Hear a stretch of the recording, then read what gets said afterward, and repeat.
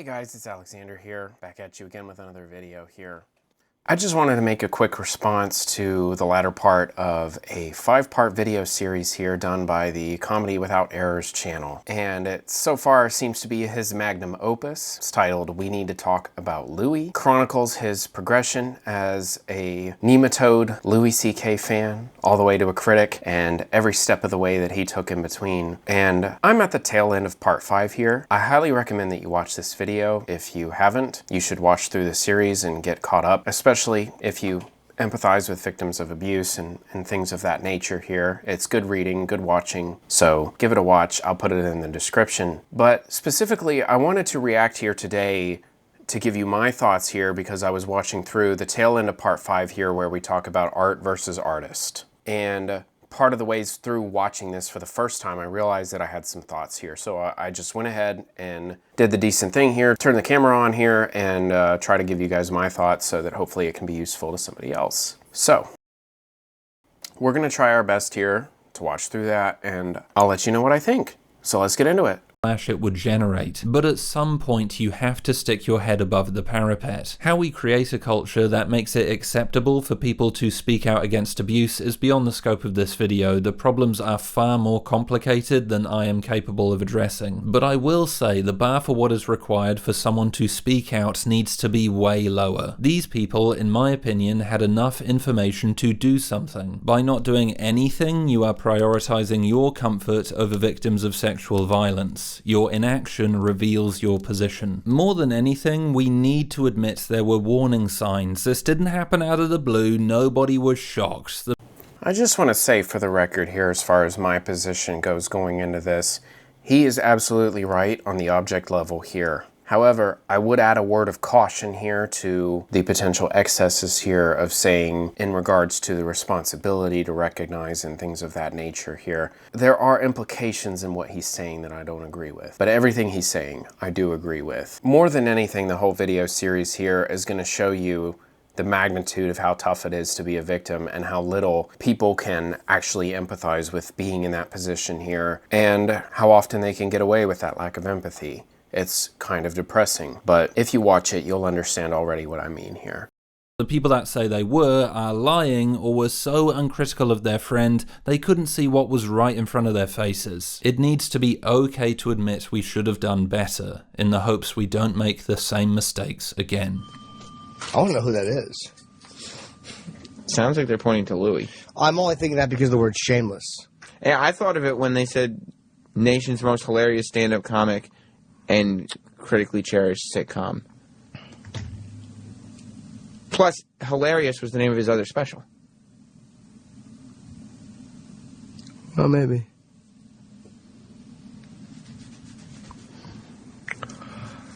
Huh. Well, if he did that, God bless him. I'm rooting for him. See you tomorrow.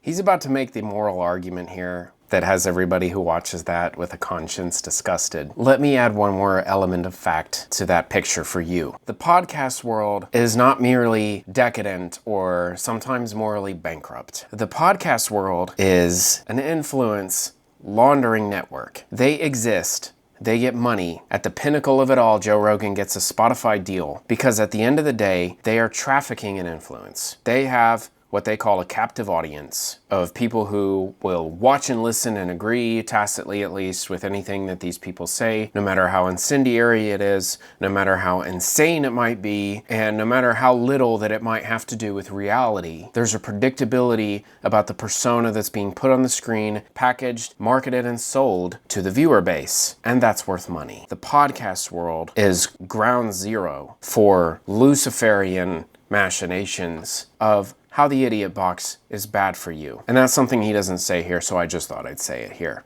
just so we're aware and we're on the same page.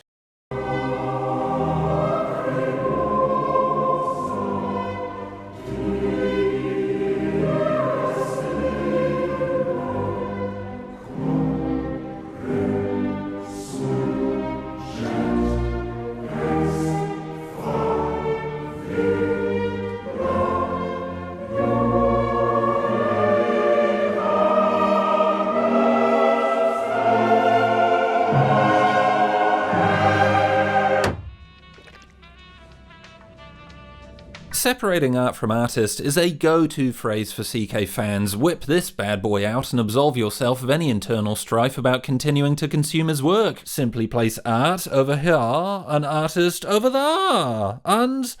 yeah! Now, I realise how complicated and divisive this topic is. Navigating this discussion at this point in the video series makes me feel like an exhausted sloth wandering into a professional game of paintball, so give me a bit of leniency here. But it is obviously situational. You may want to consider the severity of the artist's crimes and whether the artist is still alive. I mean, what anti-trans organisations are they directly funding through their work? Has the artist atoned for their behaviour, or do they deny doing anything wrong? Then there's questions about the art itself. Was it made by a single individual or a group of people? Did they write it or star in it? Should we not watch Coraline because it's based on the novella by Neil Gaiman, even though it was written and directed by Henry Selick? Gaiman was barely involved, and it took hundreds of people, including 20+ stop-motion animators, to bring it to life. I just wanted to say here, and this is kind of random, I was convinced until 2 seconds ago that Coraline was a Tim Burton production. I don't know. Is that actually true? Let me double check. It doesn't seem like... I know, this has nothing to do with the subject of the video here, but I just have to be sure. Did Tim Burton have anything to do with this? Because if so, or if not, I've been living a lie. Let's do Control F. Nothing. It's funny how we can misinterpret and misremember things sometimes, where we think we know things, but then I guess it turns out I never actually asked anybody who knew. Silly me, right? Anyways. At which point is an artist's work no longer their own? Then there's more questions. How abstracted is the art from the artist? How clearly can their behaviour or beliefs be seen in the art they make? This, in my opinion, is a dangerous argument. Perry Hosser, for example, is abstracted from the life of J.K. Did he just call it Perry Hodder? Did I hear this right? Opinion is a dangerous argument. Perry Hosser, for He did! What the fuck, man? Why? I don't know. That's so weird, man. Alright, Perry Hodder it is. example, is abstracted from the life of J.K. Rowling, but her beliefs are still present. They are simply obscured, which means we're more at risk of internalizing her bigotry because we're not thinking as critically when we watch it. Salvador Dali's paintings appear detached from the horrors of his life, yet the dreamlike imagery still alludes to his misogyny, cruelty, and Hitler sympathies. Besides all the hefty symbolism, maybe he kept painting burning giraffes because he was sociopathically cruel to animals. This is further complicated by the fact that almost all mainstream art has become mainstream because it intentionally reaffirms societal hierarchies, which is probably why virtually all the people you're seeing here are men. Not to be the we live in a society guy, but we live in a society.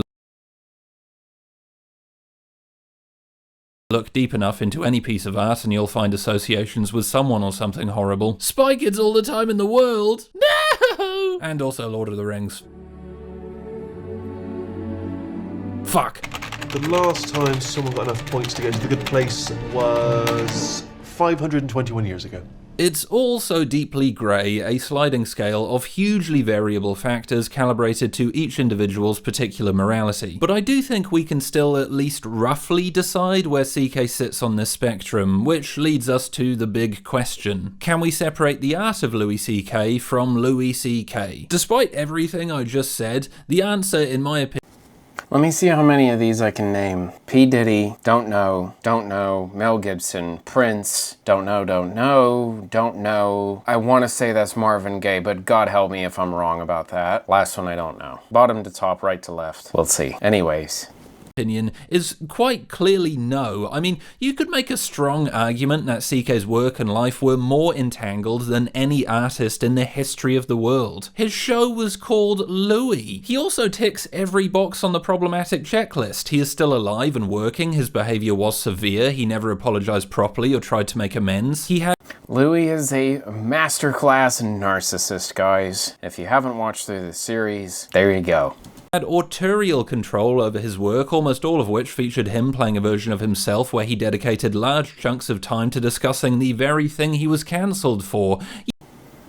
This is like that Family Guy clip of the woman who comes into the cookie shop and she says, "Oh, I'm so bad, but at least I know I'm bad, so that makes it better, right? Or maybe it makes it worse." And then Peter Griffin smacks her upside the head with a fucking baking pan, and Lois comes over and says, "That was the right thing to do." Gives you a little bit of pause, maybe a tiny little hint at where the right direction to go is when it comes to dealing with Mr. Louis C.K. Just throwing it out there to throw a little bit of credibility to this video series, because I know how it looks on the surface. I know that everybody's tired of ooh, media literacy, ooh, think of the victims, right? Leftism has never been less cool. I get that. But also grow the fuck up and have a conscience. Be somebody who's in their 30s, because God knows that most of you guys out there spewing this shit are. Act your age. And if you can't, here's a hint. Smack the fat lady upside the head for bullshitting herself and making it all your problem. Come on, man. We all know what this fucking is. Yeah, separating art from artist is subjective, but CK feels like a rare case where it clearly can't be done. Let's bring in our next guest, comedian Louis C.K., whom some might describe as an aficionado of masturbation, a man who is well known for being a prolific masturbator, who even brags about it.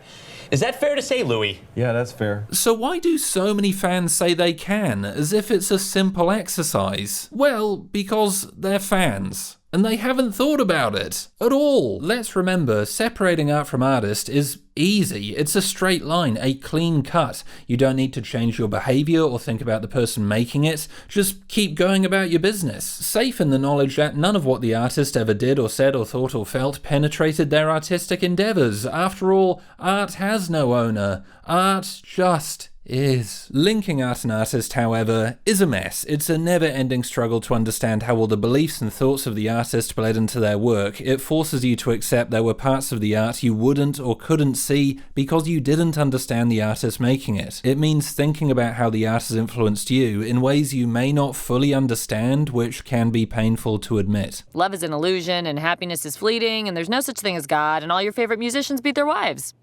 Allegedly. As we've seen in the YouTubers section, many would rather avoid this work. Podcasters and commentators continue to laud his genius while his behaviour is ignored and forgotten. I don't think it's coincidence the ones who advocate hardest for the art-artist separation know the least about what he did and use the little they do know to excuse or justify his behaviour. Some people have tried to take away Louis' legendary status ever since he got in trouble for the whacking incident, and that's a load of horseshit. Just because you did some weird stuff in your past does not take away from the body of work that existed before the public exile took place. It's funny how a common theme amongst the people on this list is that they're all torn and tragic in their own way. I guess that's what makes them notice the funnier, weird things in life.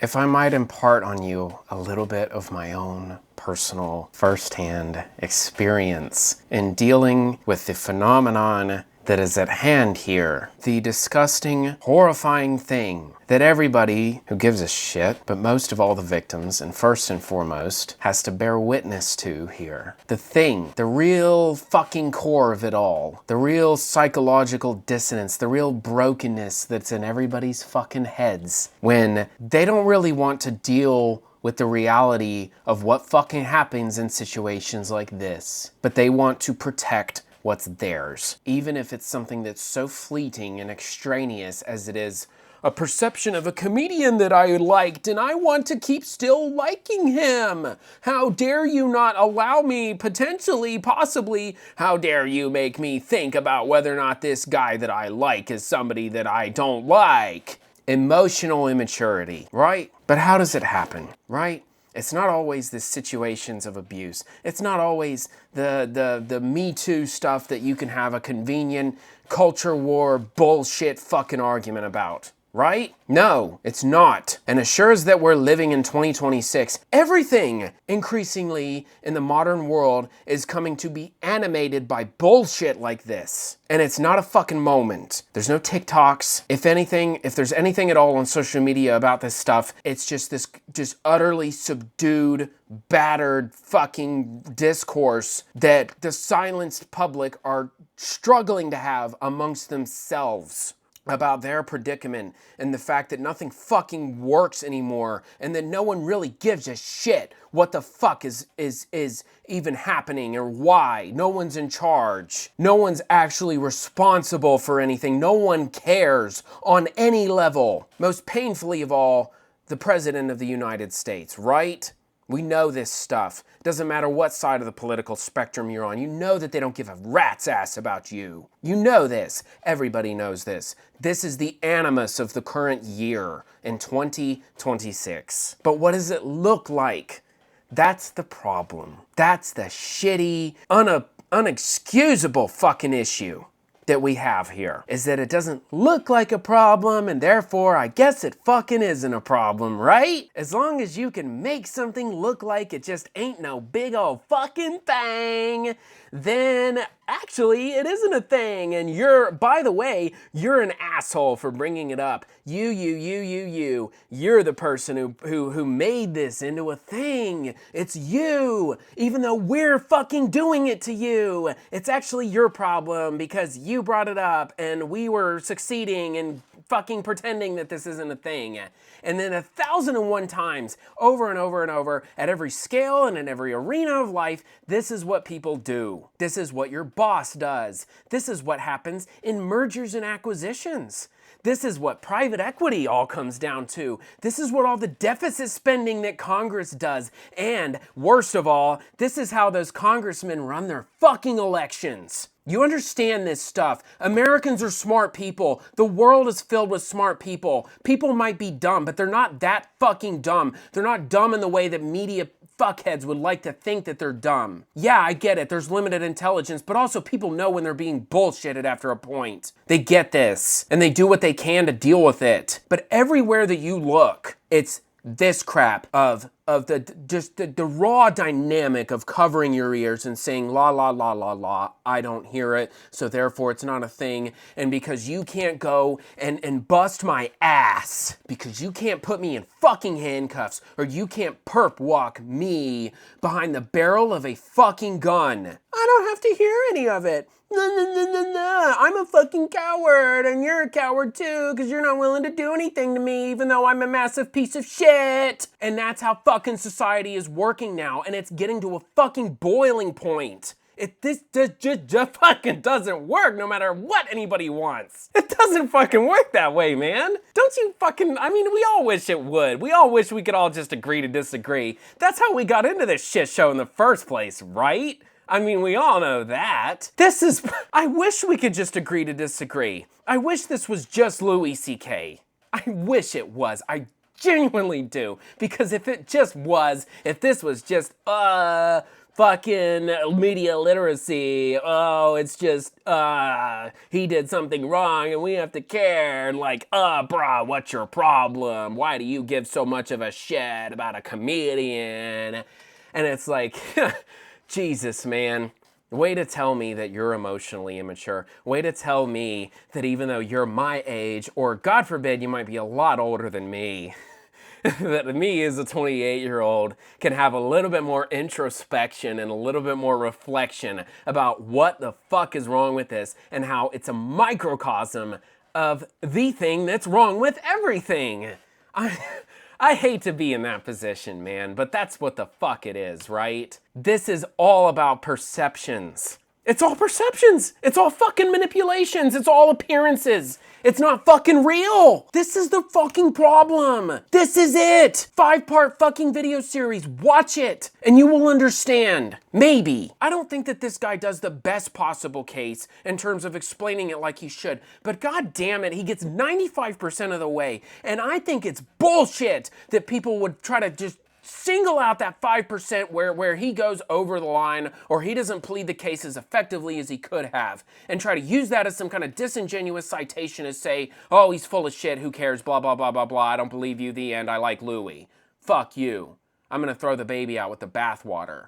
everywhere that you go in society, anytime that you look at something that matters here. That's what's happening. That's why the US government lies about CPI numbers, because that same exact dynamic played out on that. Lying and lying and lying and lying. And the reason that this Louis shit matters at all is because Louis CK here has given you all the first-hand evidence, all of the admissions. The only thing that he's not lied about is how he's a monster, which should be the skeleton key to shut this down. But he knows something else.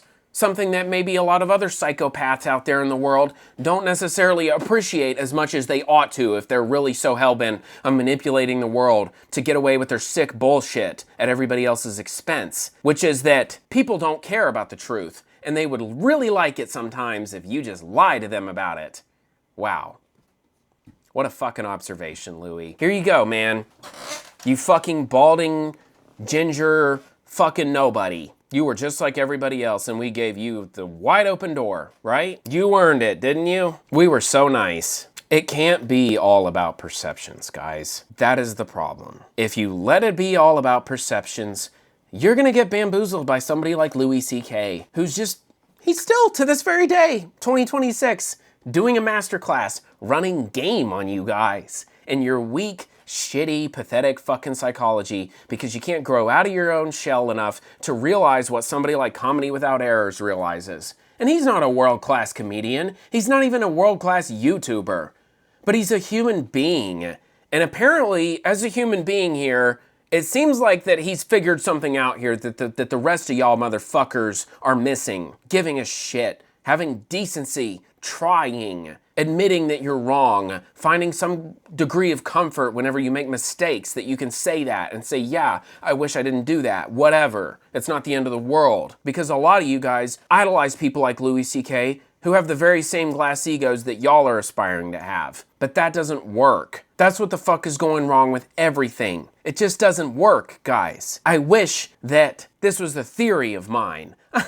I wish it was a theory. I wish it was just my opinion. I wish it was. I wish it fucking was, because then you guys could disagree and say, oh, I don't agree with that, and then have a fucking big fake discussion, and then life would go on. And it doesn't matter what I think. But after so many years that I've been sitting looking through all of this shit, I've sit on the periphery of the right, the modern right, as it's come into existence since 2015, guys. I watched all that stuff come up here. And then in 2025 here, I gotta lay my own personal truth down here and say I'm a Democrat, hell or high water. Like, listen, I know the Democrats are in shit. I get that. You think I'm going into that stuff like I'm just hog ignorant? No, I understand. There's lots of problems and almost none of them are addressed. I get that. But after a point, you have to stop making decisions based on whatever other people think and start making decisions based on what you think and, more importantly, what you really want in the long run. What kind of life do you want to live? We're all gonna die someday. Do you want to spend your days like Theo Von here, being a drug-addled fucking moron, looking like some kind of goddamn dollar store Kid Rock, with your shitty fucking mullet and your fake fucking teeth, spending your whole life interviewing fucking criminals, unrepentant, evil pieces of fucking shit? Is that what you want to be remembered for? Have some fucking self-awareness. God damn it, more than that, have some fucking self-respect. That's what it really takes. If you respect yourself enough, you're not going to abide by this shit, because you're going to sit alone with yourself and realize you don't need this shit. You don't need to believe in Louis. And like, oh, he's the greatest comic ever. I don't remember giving a shit. Sure, I watched all of his old specials. I don't have some kind of like conflict of continuity of self-narrative with the fact that yes, he's a fucking world-class comedian. I don't have some big internal debate in my soul broiling about whether or not I could continue to catch another clip of him on fucking TikTok. I don't give a shit. But I'll tell you one thing that happened, at least to me. So take it with a grain of salt, 2 cents, just my opinion, right? But a very interesting thing happened as far as my opinion of Louis CK goes in the course of watching through this video series. And that is, I came to not like Louis at all without feeling any sense of hatred or animosity at all. I don't feel any anger or resentment or betrayal. I don't even feel judgment to this man. I just think it's a shame. I think it's a shame. I'm witnessing a narcissist here deploying his playbook on fucking late night talk shows, fraternizing with this comedy mob that exists in New York, which he's very much a part of, filled with all these AstroTurf, fan favorite, New York fucking adjacent rich kids. You know the names. And they're just playing us all for chumps. Like, it's time to figure it out, guys. It's time to wake up and smell the hummus. These guys really are, for the most part, they're giant pieces of shit in person. And they've been telling you this whole time and through their comedy. So, at some point, you gotta walk outside your own cell here and look at that shit and say, you know what? Yeah, I don't need to keep watching Sam Morrill. I'm good. I get it. He's a really irredeemable sack of he's just a fucking emotional black hole. I see that, and I'm good. And his semi-ironic, emotionally detached musings doesn't have the shelf life that I thought it was gonna have. Fair enough. George Carlin can get away with that for 30 years because he has this musicality and passion.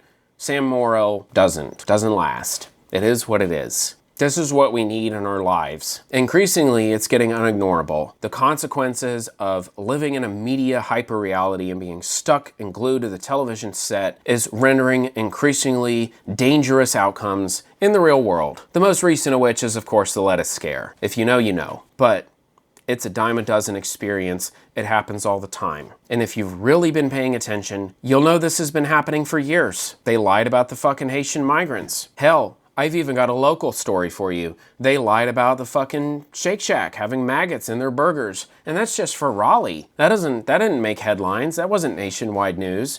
Well, now you know that. This is the reminder that what's happening here is actually coming from inside the house. The call. What's happening here is perversely desired by us. And that's a result of this media conditioning. This compulsive need that we have to see characters play out what we think in order to validate it and sometimes even substantiate it. We can't abide by that. I can't live in a world where Louis just gets to act like a decent guy and therefore he is a decent guy. No one can. Because you'll live in that world right up until the moment that he wants to go take all his clothes off and jerk off in front of your face. Specifically because you don't want him to. And you were never expecting him to do such a ridiculous thing. It's all fucking fun and games. It's all a great self-reassuring story when you're Theo Vaughn or when you're one of the other fucking comedians at the goddamn Emmys or the Oscars or whatever the fuck award shows. It's all a fun fucking story when you're making videos to keep the public misinformed. It's not fun and games when you're trying to build your own fucking comedy career. And this art versus artist thing here, this is the pinnacle, the creme de la creme of deceptions, because nothing goes deeper into your psychology about this than that. When you examine this art versus artist, which is, by the way, a completely AstroTurf debate. It's not a real fucking discussion. It's something that has been unwittingly imposed upon you. They put this onto you. They made you take it as a premise that this is the question that you should think to answer, as if propaganda isn't built around making fake, disingenuous questions to make people feel like there's some kind of intellectual process happening as they accept prescribed conclusions. Come on, man. This isn't the fucking 1930s. We know better about this shit. And so if you want to ask me, is it an art or an artist? I'm going to say this. I don't remember asking. How about that? How about fuck you? Fuck you. Fuck you and your fucking question. Fuck your question. Art versus artist. I'm sorry, who the fuck is asking that question? Who's asking? Who the fuck is asking that question? Could it be the algorithm? Oh yeah, right, the algorithm. That fucking godforsaken piece of shit software run by all of our favorite psychopaths in Silicon Valley. The algorithm is asking that question? How fucking dare it? And if it isn't the algorithm, well, it's gonna be all of our favorite creators. And how fucking dare they?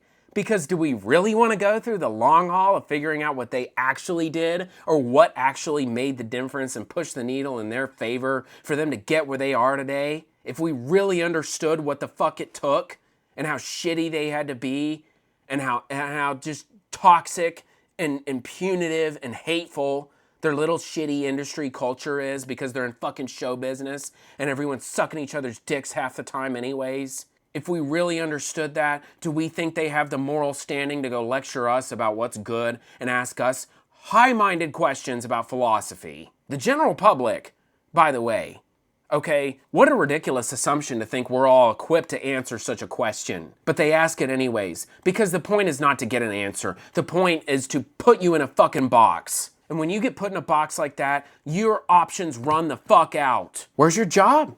Where's your fucking job? Oh, they've just been casually just fucking firing everybody quarter after quarter. They just keep somehow are able to do this. Nobody knows. I don't know. The stock keeps going up. Woo! Right? It's like a big fucking mystery box on Mr. Burns' table.